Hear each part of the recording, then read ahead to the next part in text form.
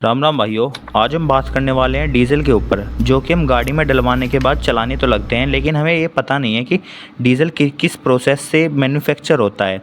तो आज हम उसी बारे में बात करने वाले हैं। जो डीजल बनता है वो क्रूड ऑयल से बनता है। ये एक थिक लिक्विड होता है जो कि फाउंड होता है हमारे अंडरग्राउंड्स में, जो कि मशीनों के द्वारा निकाला जाता है। ये जो क्रूड ऑयल है ये मोस्टली जिन कंट्रीज़ में पाया जाता है उनके नाम हैं वेनेजुएला, सऊदी अरब, कनाडा, ईरान, इराक, कुवैत, रसिया, यूनाइटेड स्टेट। ये मोस्टली कंट्रीज़ हैं जहाँ पर क्रूड ऑयल फाउंड होता है मोस्टली।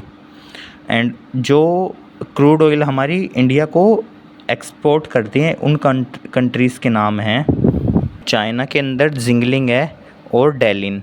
यूएस यूनाइटेड स्टेट के अंदर बिगेस्ट रिफाइनिंग कैपेसिटी की मशीन्स हैं जो कि per day 18 million barrels produce करती हैं। रसिया के अंदर ओमसिक एक प्लेस है एंड एक है कृषि। 2 प्लेस हैं रसिया के अंदर।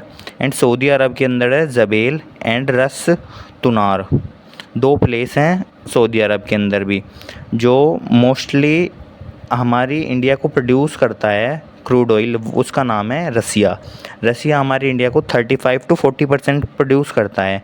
इराक प्रोड्यूस करता है 20% एंड सऊदी अरब प्रोड्यूस करता है 16 to 18% एंड यूएस प्रोड्यूस करता है 5 to 7%।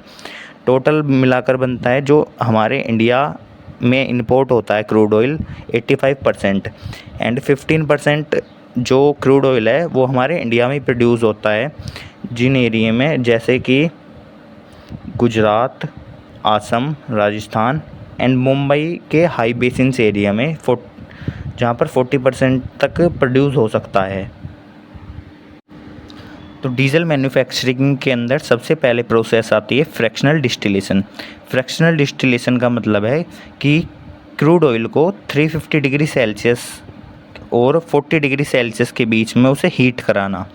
उसे हीट कराने के बाद में जिस कंटेनर में हम हीट करा रहे हैं उसके सबसे ऊपर टॉप में आ जाती है LPG gas, methane and ethane.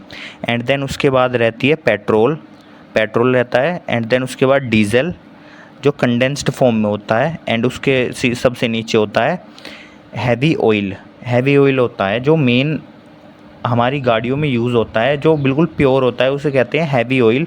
जो उसका प्रोसेस आगे होता है उसका है कन्वर्सन होता है। कन्वर्सन के अंदर आता है जो हमारा यूज़लेस फ्यूल है, हैवी यूज़लेस फ्यूल है, उसे हम यूज़ में लाने के लिए उसे लाइट बनाते हैं थोड़ा सा, इसलिए कन्वर्जन कराते हैं हम, जिससे कि फ्यूल थोड़ा सा लाइट हो सके, मोर वैल्यूएबल हो सके, जैसे कि केरोसिन एंड जेट फ्यूल रहता है और पेट्रोल रहता है। एंड उसके बाद हम कराते हैं हाइड्रोट्रेटिंग के अंदर आता है कि रिमूव करते हैं हम, जैसे sulphur, O2, metals and sodium, उसकी क्वालिटी को इम्प्रूव करने के लिए। जिस डीज़ल के अंदर सल्फ़र की मात्रा बिल्कुल कम रहेगी तो वो नॉर्मली बिल्कुल अच्छा रहेगा। एंड देन जिसके अंदर सल्फ़र की मात्रा थोड़ी ज़्यादा रहेगी उसकी क्वालिटी थोड़ी सी डाउन रहेगी। जो हाई सल्फ़र वाले डीज़ल है वो मोस्टली इंडस्ट्रियल एरिया में यूज़ होता है एंड शिप्स में। एंड देन उसके बाद आता है ब्लेंडिंग एंड एडिटिव। ब्लेंडिंग के अंदर जो हम एडिटिव मिलाते हैं, जैसे कीटन इम्प्रूवर का मतलब है कि जैसे उसके फ्यूल का इंजेक्शन होता है उसे फास्ट करना और स्मूथ करना, इंजन को स्मूथ स्टार्ट करना। एंड देन सेकंड एडिटिव जो मिलाते हैं हम डिटर्जेंट का मतलब है कि इंटरकूलर को क्लीन रखना उसके।